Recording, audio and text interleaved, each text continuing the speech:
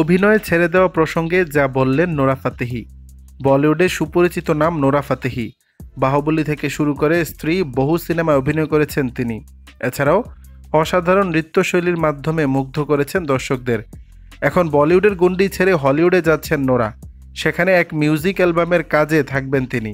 এরই মধ্যে গুঞ্জন ওঠে চিরতরে অভিনয় ছাড়তে চলেছেন নোরা, সেই সঙ্গে বলিউডও ছাড়তে চলেছেন তিনি। তাই এবার সেই প্রসঙ্গে মুখ খুললেন নোরা ফাতেহি।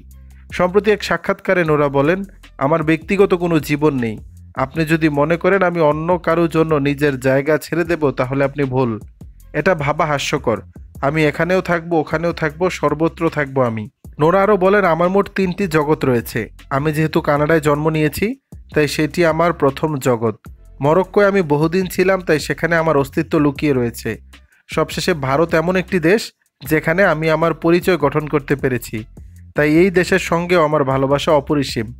আমেরিকার গায়ক জেসন ডেরুলোর সঙ্গে স্ন্যাক নামের একটি মিউজিক অ্যালবামে অভিনয় করেছেন নোরা ফাতেহি।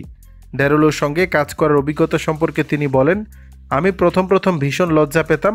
আমি নিজেই প্রথমে গানটি রেকর্ড করেছিলাম। প্রথমে তার সঙ্গে কোনো সাক্ষাৎ হয়নি আমার। তবে যখন একসঙ্গে ভিডিওতে কাজ করেছি তখন অনেক গল্প হয়েছে। দর্শক, বিষয়টি নিয়ে আপনাদের মতামত জানাবেন নিচের কমেন্ট বক্সে।